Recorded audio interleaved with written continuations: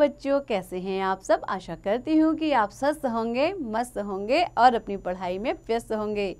आपकी इसी पढ़ाई को आगे बढ़ाते हुए आज हम पढ़ने जा रहे हैं एक नया पाठ, एक नया चैप्टर, जिसका शीर्षक है भक्ति के पद। बच्चों, यहाँ पर आपको कुछ पद दिए गए हैं जिसमें भक्ति रस का समावेश हुआ है। तो सबसे पहले पाठ परिचय ले लेते हैं। पहले पद में सूरदास जी ने भगवान श्री कृष्ण की बाल सुलभ चेष्टाओं और लीला का तथा यशोदा माँ के वात्सल्य और स्नेह का वर्णन किया है। दूसरे पद में तुलसीदास ने श्री राम के बाल स्वरूप का वर्णन किया है। माता कौशल्या विभिन्न प्रकार से अपने पुत्र को दुलार और प्यार करती हैं। तो बच्चों, पहला पद जो है वो सूरदास जी ने कृष्ण के लिए लिखा है और जो दूसरा पद है वो तुलसीदास जी ने राम के लिए। तो आइए इस पद को शुरू करते हैं, आप लोग ध्यान से सुनिएगा। किलकत कान घुटुरवनी आवत, मणिमय कनक नंद के आंगन बिंब पकड़िबे धावत, कबहु निरख हरि आपु छाह को कर सो पकरन चाहत, किलक हसत साजती द्वै दतियां पुनि पुनि तिहि अवगाहत, कनक भूमि पर कर पग छाया यह उपमा इक राजती, प्रतिकर प्रतिपद प्रतिमान वसुधा कमल बैठकी साजती, बाल दशा सुख निरख जसोदा पुनि पुनि नंद बुलावती, अचरा तरले ढाकी सूर के प्रभु को दूध पियावती। तो बच्चों, सूरदास ने जो पद लिखा है इसमें वो कृष्ण की बाल लीलाओं के बारे में बता रहे हैं। वो क्या कहते हैं? किलकत कान घुटुरवनी आवत। किलकत यानी कि खिलखिलाते हुए, घुटुरवनी यानी घुटनों के बल, किलकारी मारते हुए कान्हा जो है, कृष्ण भगवान जो है घुटनों से चल करके आते हैं। मणिमय कनक नंद के आंगन बिंब पकड़िबे धावत। अब क्या कह रहा है? मणिमय कनक नंद के आंगन। मणिमय यानी कि मणियों से युक्त, कनक यानी कि होता है सोना, मणियों से युक्त सोना। नंद के आंगन, जो नंद बाबा है उनका जो आंगन है, बिंब पकड़िबे धावत। उस आंगन में क्या हो रहा है? बिंब यानी कि प्रतिबिंब दिख रहा है, उसको पकड़ने के लिए पकड़िबे धावत, उसको पकड़ने के लिए धावत यानी कि दौड़ना। तो कृष्ण भगवान क्या कर रहे हैं? जो एकदम मणिमय कांच का बना हुआ जो ऐसा जो आंगन, ऐसा फर्श है जिसमें क्या दिखाई दे रहा है? बिंब। क्या दिख रहा है कृष्ण को? कोई बिंब दिख रहा है, तो उसको पकड़ने के लिए कृष्ण भगवान दौड़ लगा रहे हैं।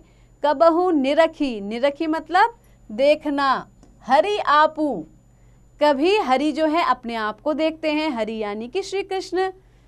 छाह को कर सो पकड़ाहन चाहत, और क्या करते हैं? और अपनी छाह करके उसको पकड़ने की कोशिश करते हैं। किलक की हसत साजती द्वै दतियां पुनि पुनि तिहि अवगाहत। तो क्या कर रहे हैं? किलक हसती साजती, जब वो किलकारी मार के हंसते हैं तो उनकी द्वै दतियां यानी कि दोनों दांत बहुत ही साजती यानी कि सुंदर लगते हैं। पुनि पुनि तिहि अवगाहत यानी कि क्या है? बार बार उसको क्या करते हैं? अवगाहन करते हैं उसका। पुनि पुनि बार बार यानी कि देखिए, एक शब्द जब दो बार प्रयुक्त होता है तो वहां पर क्या होता है?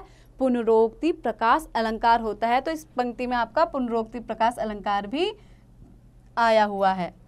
कनक भूमि पर कर पग छाया यह उपमा एक राजती। कनक भूमि यानी कि सोने रूपी भूमि पर, कर पग छाया, पग छाया यानी कि पैरों की छाया से, यह उपमा एक राजती। तो क्या है? केवल यही उपमा एक इसको शोभायमान करती है। प्रतिकर प्रतिपद प्रतिमान वसुधा। प्रतिकर यानी कि प्रत्येक हाथ में, और प्रतिपद यानी कि प्रत्येक पग में। पद यानी पैर, प्रति माने हर एक पैर में, हर एक उनके हाथ में, हर एक पैर में। प्रतिमान वसुधा क्या है? इस धरती के बहुत सारे प्रतिमान बसे हुए हैं।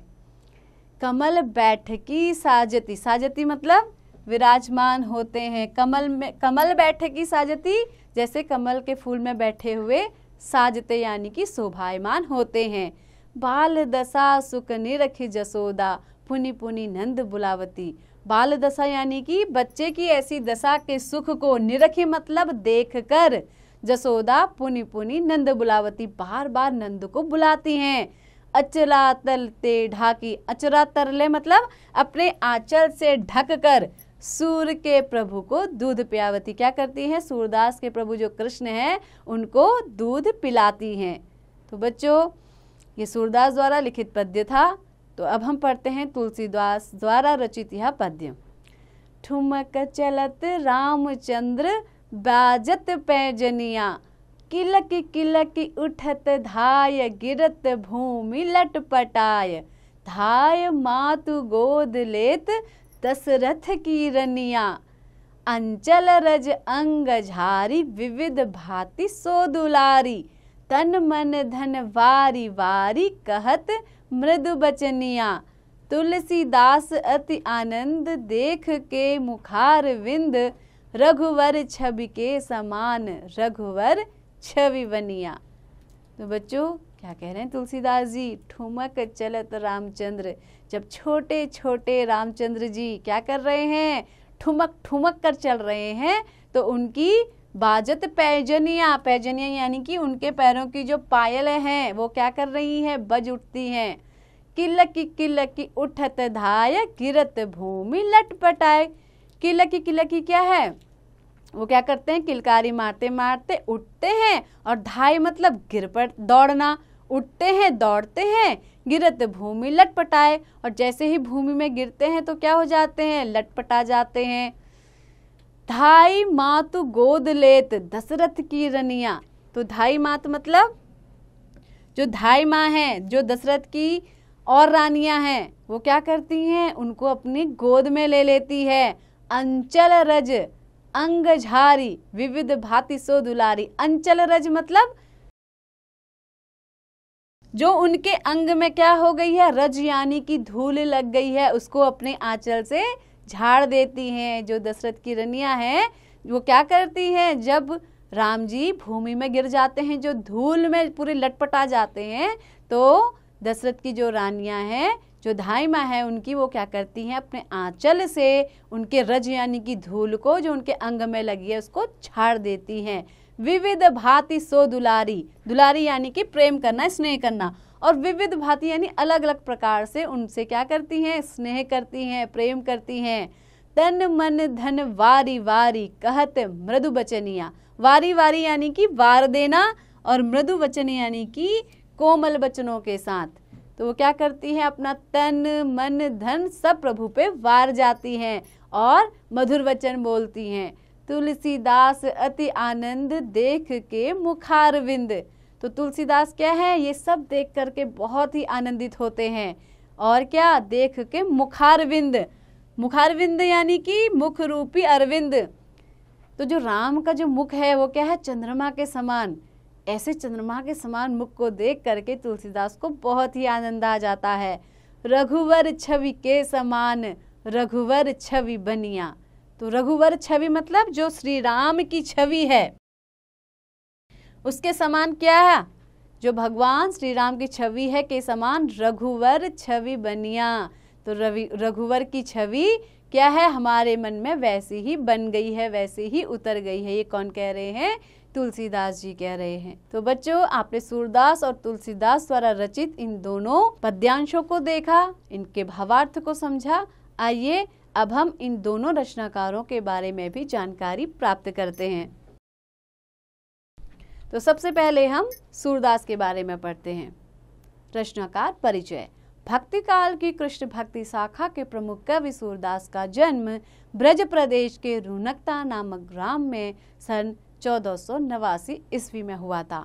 इनकी प्रतिबद्ध रचनाएं हैं सूर सागर, साहित्य लहरी, सूर सारावली। सन 1580 ईस्वी में पारसौली नामक स्थान पर इनका स्वर्गवास हो गया। अब बच्चों तुलसीदास के बारे में भी हम जान लेते हैं। तुलसीदास जी राम भक्ति शाखा के कवि थे। इनका जन्म 1511 ईस्वी में बांदा जिले के राजापुर गांव में माना जाता है। इनकी प्रमुख रचनाएं रामचरितमानस, गीतावली, दोहावली, कवितावली आदि हैं। सन 1623 ईस्वी में इनका स्वर्गवास हो गया। आप सभी जानते हैं रामचरितमानस आप सभी के घर में होती है, तो उसकी रचना किसने की थी, तुलसीदास जी ने। तो बच्चों आशा करती हूँ कि ये पाठ आपको अच्छे से समझ में आ गया होगा। तो ऐसे ही पढ़ते रहिए, आगे बढ़ते रहिए और हाँ, इसका अभ्यास भी जरूर कीजिए।